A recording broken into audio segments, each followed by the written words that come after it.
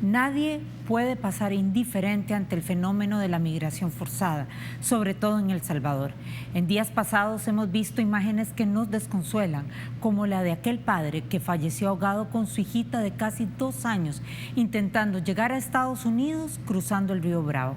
En el país, de acuerdo a las cifras oficiales, más de 1.500 menores han intentado ingresar a la nación norteamericana ilegalmente en el último quinquenio. Para abordar este tema, esta noche conversaremos con Hazel Contreras, coordinadora país de Alianza Américas. Alianza Américas es una organización transnacional para ayudar a las comunidades inmigrantes latinas en Estados Unidos y que se enfoca en mejorar la calidad de vida de todas las personas en el corredor migratorio Estados Unidos, México, Centroamérica. Previo a conversar con Hazel, les invitamos a conocer la opinión de Lorena Mendoza y el Top 5 de Francesca Falconi.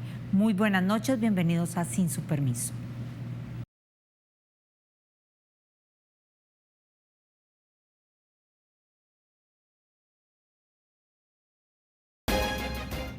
No importa si se llama Secretaría o Ministerio, el organismo encargado del patrimonio y expresiones culturales de nuestro país ha funcionado más como un bombero que como un director de orquesta. Le toca correr cada vez que un espécimen muere por descuido en el Parque Zoológico Nacional.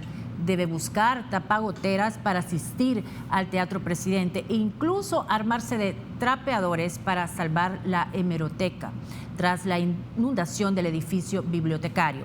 Cuando Susi Calleja, la nueva ministra de Cultura, sostiene que la institución está en coma, está siendo considerada. Es que no puede decirse que esa cartera haya hecho un mal trabajo porque no hicieron nada. La gestión no tuvo pies ni cabeza y cuando un presupuesto de poco menos de 21 millones de dólares está comprometido casi en un 100% en salarios y pagos de servicio, cultura es el contenido, no la infraestructura. Cultura es lo que pasa en los espacios, pensar ese contenido, apoyar a quienes lo generan, velar porque ese contenido sea sobre los valores que la nación necesita, inclusión, diálogo, democracia. Esa es la tarea de un Ministerio de Cultura. El ministerio necesita más dinero, necesita gestión internacional, diálogo con el mundo artístico, sensibilidad con la ciudadanía y clic con la empresa privada, porque la cultura la hacemos todos, debe ser patrimonio de todos, debe ser el lazo invisible que nos identifique.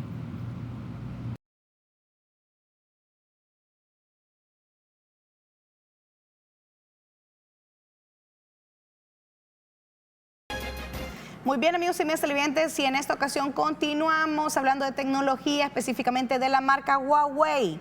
Y vamos a explicarles por qué los usuarios siguen prefiriendo esta marca. En el número 5 de este top, la marca Huawei continúa teniendo un gran valor en el mercado, continúa siendo una marca que se mantiene fuerte, con el 86% de sus usuarios que siguen siendo fieles, a pesar de las disputas comerciales entre China y Estados Unidos. Con los graves impactos que esto ha tenido en la compañía, la marca sigue manteniendo su fortaleza, ya que muchos están dispuestos a pasar por alto esos problemas y seguirla apoyando. La marca es fuerte y seguirá siendo fuerte, al parecer, sin importar los desafíos que surjan. En el número 4, porque Huawei dispone de la mejor gama actualmente en el mercado de productos tecnológicos.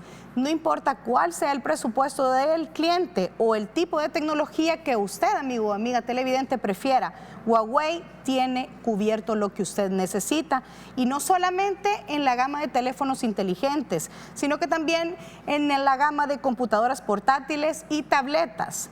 También cuenta con accesorios y productos para el hogar inteligentes que usted también puede tener en cuenta.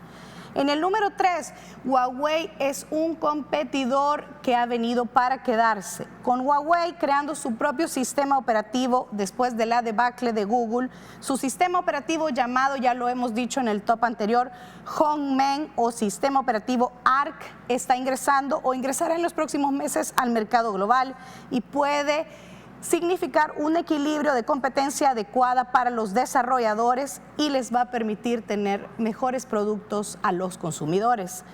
En el número 2, esto es algo muy importante y es una de las razones por las cuales se ha creado tantos adeptos la marca, porque crea y tiene un mejor precio. Otra razón importante es que aún con una tecnología poderosa, el precio de estos productos es realmente razonable y asequible.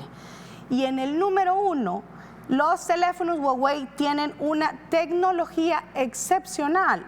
La tecnología Huawei ha sorprendido y asombrado obviamente a todos nuestros usuarios, empezando por los últimos celulares lanzados por la marca como el Mate 20, que brinda mayor seguridad, pues tiene un lector bastante peculiar de huella digital, una velocidad de carga ultra rápida, pero realmente lo que se robó las miradas fue la capacidad de carga de transferencia que se puede hacer de dispositivo a dispositivo.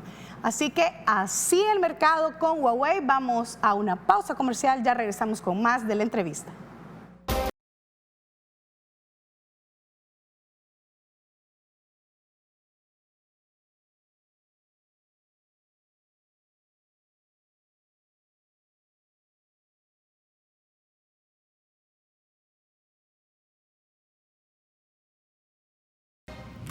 Continuamos este bloque, iniciamos ya con la sección de la entrevista. Nos acompaña Hazel Contreras, ella es coordinadora país de Alianza Américas. Hazel, buenas noches, bienvenida, gracias por aceptar la invitación. Buenas noches, gracias a ustedes por tomarnos en cuenta. Bueno, para iniciar, quisiéramos que nos cuente un poco qué es Alianza Américas y cómo ustedes ayudan a los migrantes hacia Estados Unidos. ¿Es solo hacia Estados Unidos? ¿Es hacia México? O que nos cuenten un poco más al respecto, Hazel. Bueno, Alianza Américas es una organización que tiene ya 15 años de existir. Estamos con sede en Estados Unidos porque somos una red de organizaciones lideradas por migrantes latinoamericanos en Estados Unidos. Okay. Somos alrededor de 50 organizaciones que tienen como entre sus ejes el liderazgo comunitario, asistencia a migrantes, cabildeo político, entre otros.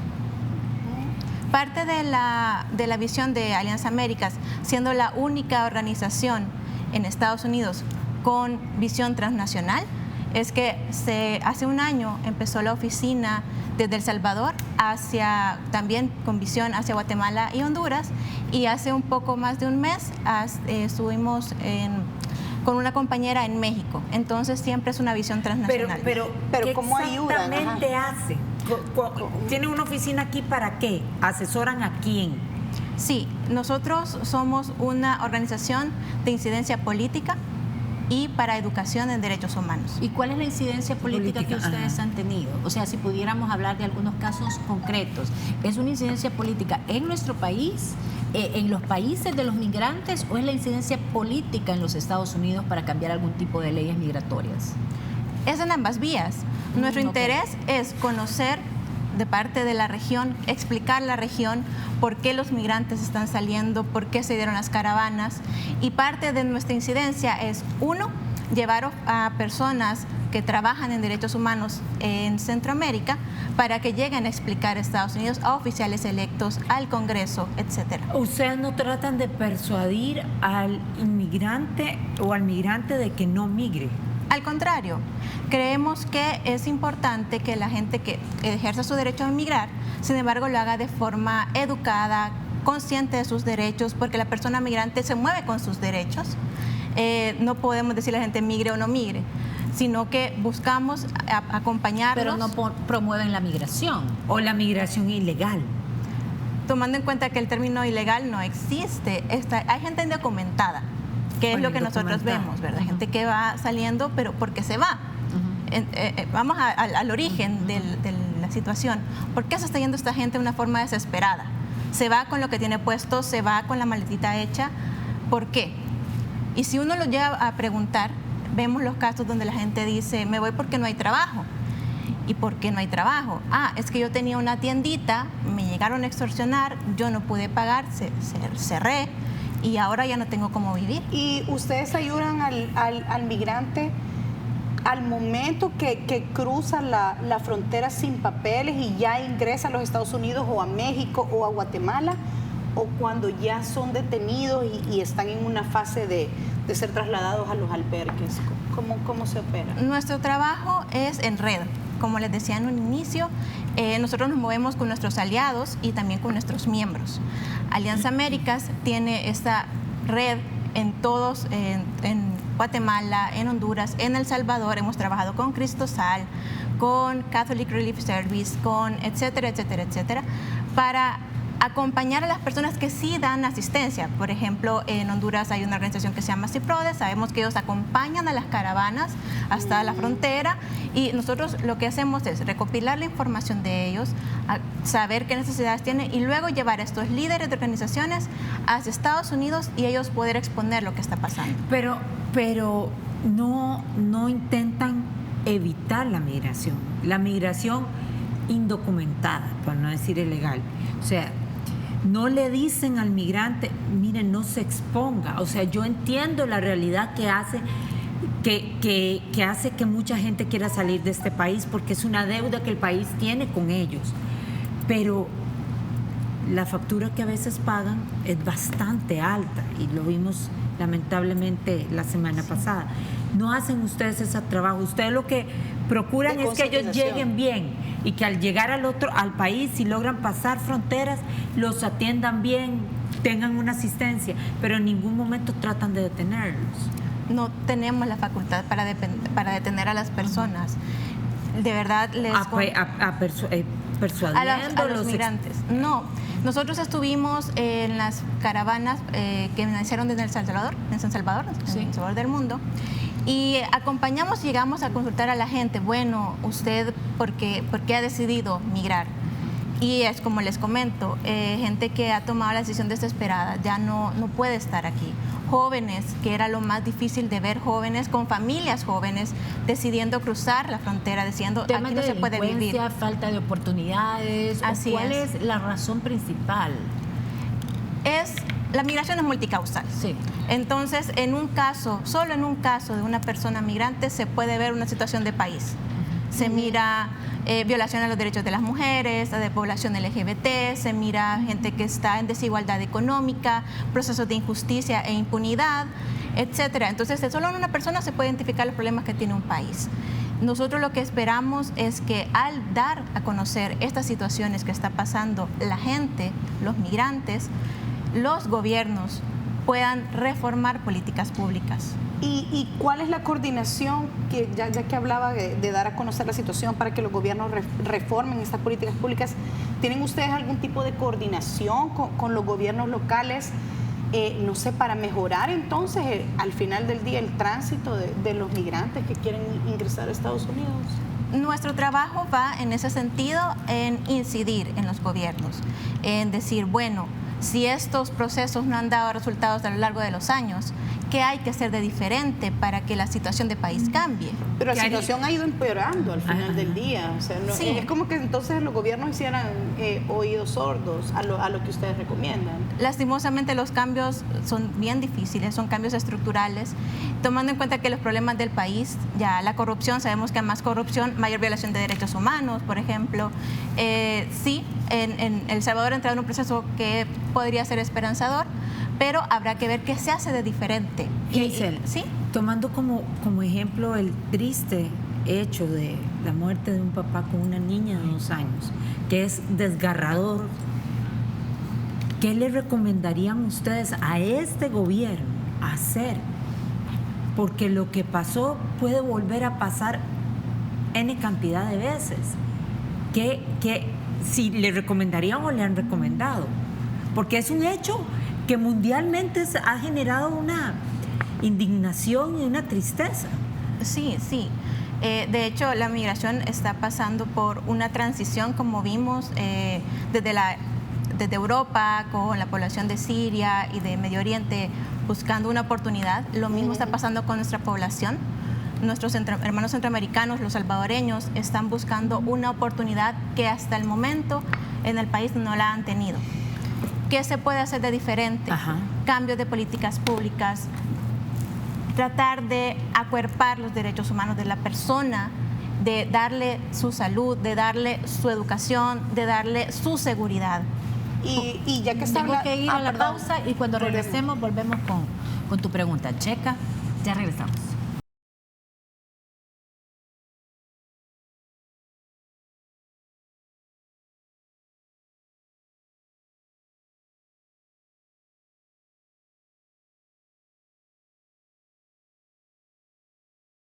Continuamos, vamos a iniciar este bloque con Francesca. Sí, se hablaba de el acceso a la salud, el acceso a los derechos que debe tener cualquier migrante como cualquier ser humano. No sé si ustedes manejan estadísticas a través de esta red, estadísticas actualizadas de cómo están nuestros niños salvadoreños en estos albergues, que no se les puede llamar albergues porque entiendo que son prisiones rehabilitadas las que han puesto donde están ellos. Si de verdad lo que dicen los demócratas en Estados Unidos es que estos niños no tienen acceso a una cobija, no tienen acceso a utensilios de limpieza ni alimentación.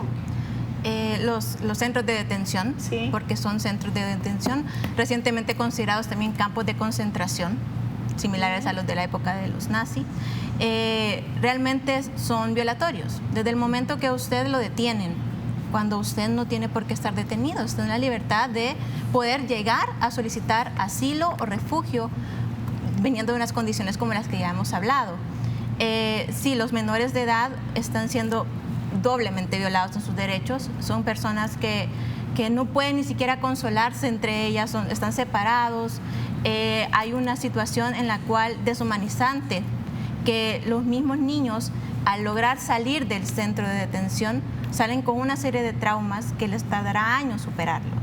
Y cuando los demócratas y cuando los republicanos también hacen una postura de que no, de que aquí se está haciendo algo por los niños, se están deteniendo para poder salvarlos, sin embargo sabemos que no es el interés. Si fuese así, hubiese cambiado. Ustedes que le dan acompañamiento y usted que mencionó el tema de las caravanas, ¿cuál es la realidad de esas caravanas? O sea, se van del Salvador del mundo y empiezan a caminar.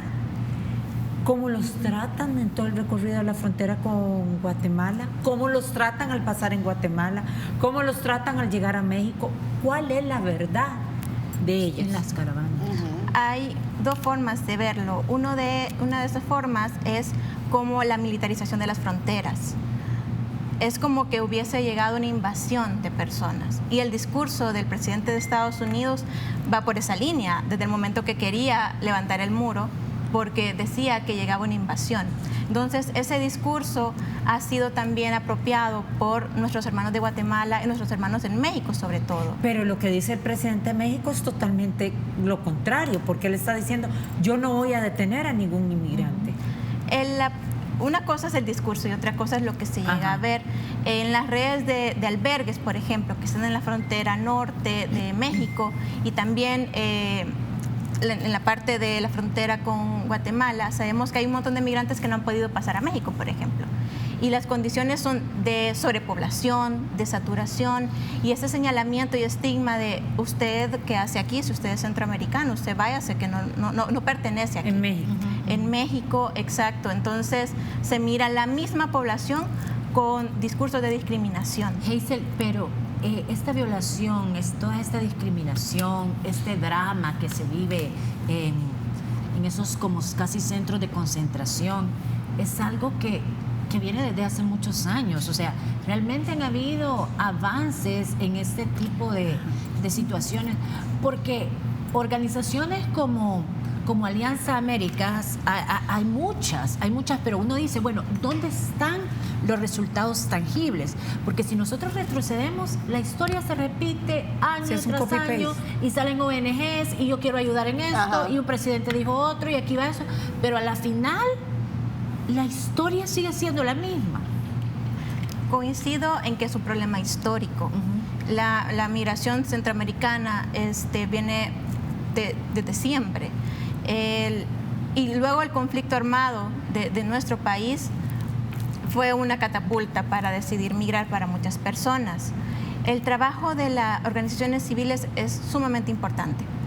Uno, porque visibiliza el problema. A veces, y lo vimos por ejemplo en periodos de campaña política en Guatemala, aquí en El Salvador, no se hablaba cuando aún estaban las caravanas saliendo de estos países. y donde se visibiliza el tema del migrante, donde se habla de las causas que llevan a la gente a migrar. Entonces, sociedad civil se vuelve un factor importante. ¿Por qué? Porque informa, porque acompaña, porque acuerpa también. Y es como trabajar como un colectivo que se presenta hacia los estados. Pero creo que, reforzando la pregunta de Lorena, es, ¿pero qué pasa? ¿Por qué no pasa nada?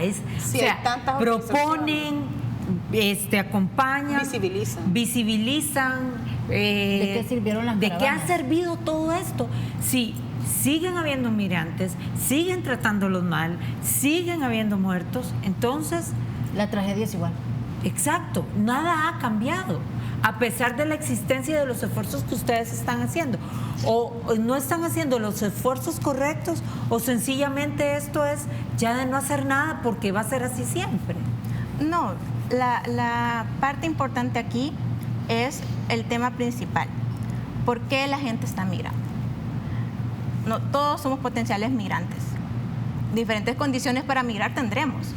Sin embargo, cuando llega el punto en donde la violencia, donde la persecución, la impunidad me lleva a mí tomar la decisión de me voy a ir y no tengo los recursos, pero me vale más garantizar la seguridad de mi familia, de mi persona, buscar la oportunidad que aquí no tuve, entonces nos hace por eso ver a nuestros países y decir, ¿qué tiene que cambiar en la parte económica? ¿Qué tiene que cambiar en el acceso a la salud? ¿Qué tiene que cambiar en la oportunidad de educación? Y les quiero comentar rápidamente un caso, el de Honduras, que somos países hermanos.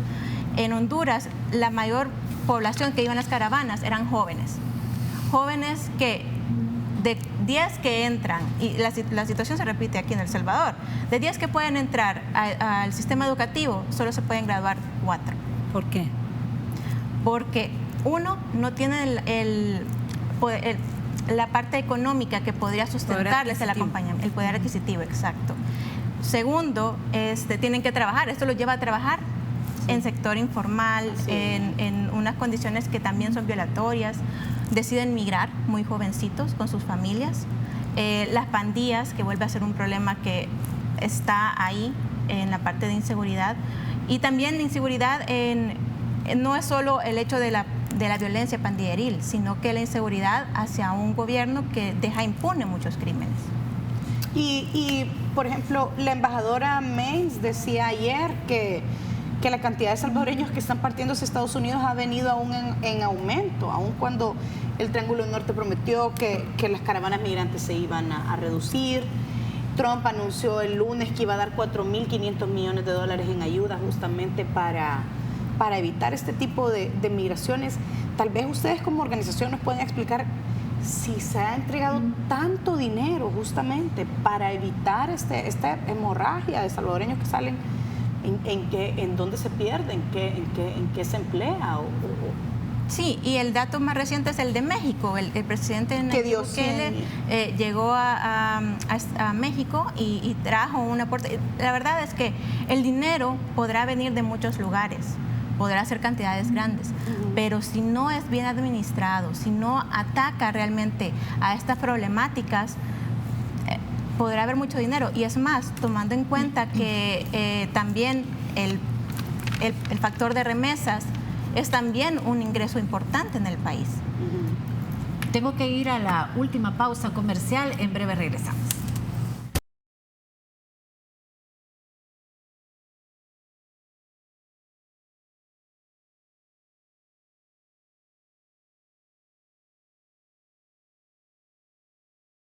Continuamos. Hazel, quisiéramos saber específicamente qué debe de hacer un migrante cuando es detenido por los oficiales y separado de sus hijos. ¿Ustedes también ayudan en esto? ¿Hay algún teléfono al que puedan acudir? ¿Hay alguna oficina en Estados Unidos? Nuestra membresía, que es Alianza Américas, como les decía, es una red de organizaciones. Nuestros miembros son quienes dan esa asistencia. Yo invito a cualquier persona que conozca casos que pueden buscar nuestras redes sociales, nuestra página web de Alianza Américas. Y luego hay muchas otras redes, no necesariamente Alianza Américas. Vaya, pero ustedes no cobran, Hazel, ¿o sí? No todos. Lo que pasa es que cuando uno llega el migrante, se entrega a migración de Estados Unidos, entra un proceso. O lo agarran. También. Entra un proceso de ver qué pasa, que por qué ha llegado, que qué pretende. Mucha gente ya buscando para ejercer su derecho a asilo o a refugio. En ese caso, hay muchos abogados que están en la frontera con otras organizaciones en las cuales ellos pueden apoyar. Son abogados que están especializados en el tema migratorio y ahí están. Pero apoyan gratis. Muchos de ellos sí. Pero esos Muchos de abogados ellos, sí. no son de su alianza, ¿o sí?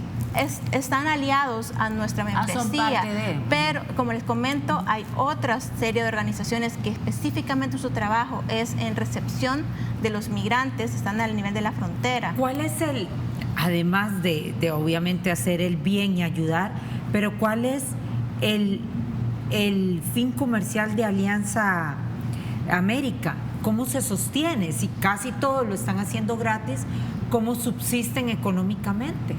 Nosotros presentamos proyectos que son financiados por agencias de filantropía. Entonces, es así como nosotros presentamos proyectos que van en ese camino de hacer cambios en la región. Como les digo, ¿Qué cambio han hecho?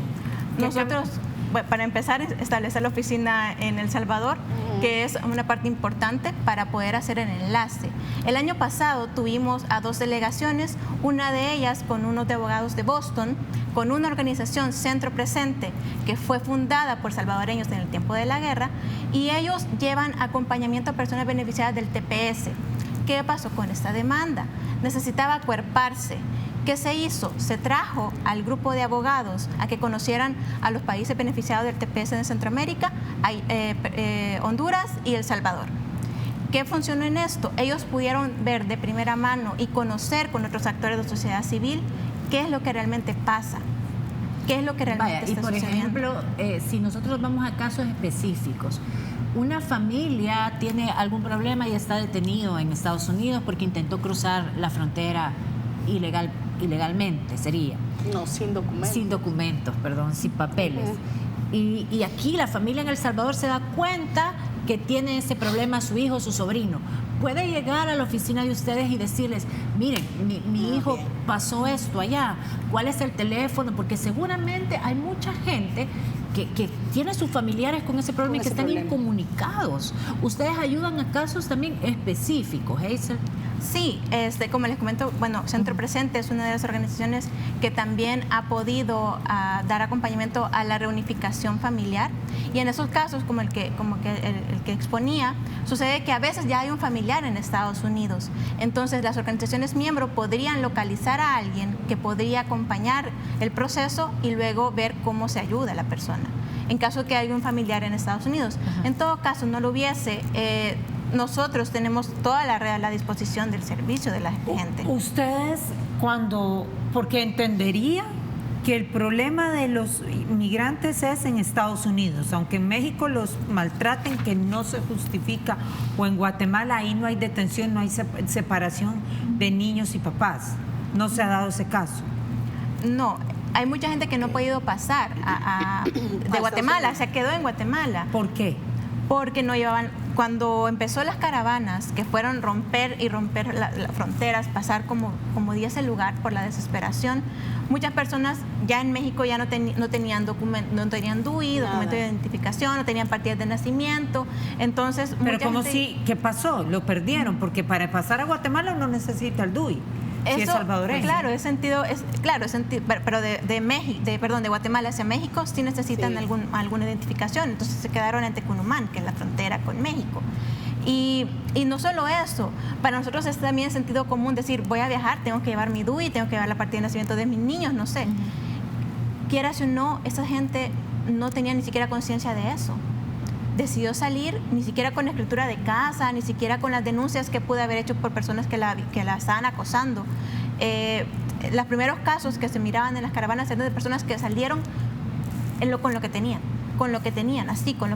y no había ni siquiera alguien que pudiese, se lo hubiese dicho antes, ¿verdad? Porque eso no estaba programado. Vaya, pero por ejemplo, y tal vez un consejo para la gente que esté pensando en migrar e ir en una caravana, cuando para entrar a México uno necesita una visa.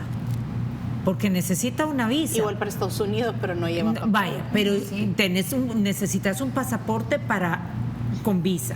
Si esta gente lo tuviera, fuera un poco más fácil, tal vez ahorrar un poquito más y se van en avión hacia México. Pero si se supone que no tienen ni esa visa mexicana. Entonces, ¿qué es lo básico que tienen que tener para que cuando lleguen de Guatemala a México, en México los dejen entrar? Muchos de estos casos son solicitudes de asilo. Uno puede llegar a la frontera del país y decir, yo vengo solicitando asilo.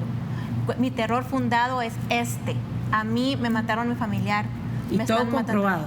Así es. Es importante que las personas que deciden migrar puedan llevar sus documentos, que el temor fundado, que es lo que lleva a una persona a decidir el asilo, a solicitar el asilo, esto es a través de papeles, de las denuncias, de testimonios, y las organizaciones en los países de origen, como en El Salvador, son muy importantes en este aspecto, porque dan esa información que muchas veces los países no conocen. Por ejemplo, podría identificar Cristosal, por ejemplo, un desplazamiento forzado interno de una colonia de alto riesgo, y esta persona llega a la frontera y se fundamenta en los informes que hace Cristosal. Es ahí donde sociedad civil tiene un factor importante. Entonces, pero entonces la recomendación sería, abóquese primero a Alianza América o abóquese a que lo asesoren si va a migrar, porque no le van a decir que no lo haga. Asesórese. Al menos que debe de llevar. Hacerlo con conocimiento de sus derechos. Eso es lo importante. Que la gente está migrando con sus derechos. Hazel, a mí siempre me ha surgido la duda de las caravanas.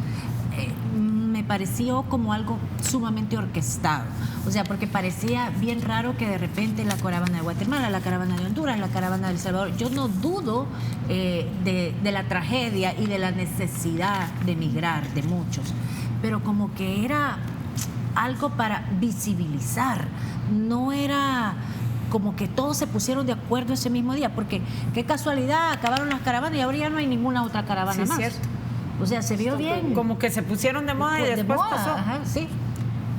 ¿Cuál es su opinión al respecto? Rápidamente, porque ya casi nos queda un minuto, me dicen. Bueno, las caravanas sí hicieron como un parteaguas con el tema de la migración, cómo se hacía. Siempre la gente ha salido de forma masiva. Sin embargo, fue una forma de protegerse. Sabemos que no todos pueden costear un coyote de $7,000, $8,000.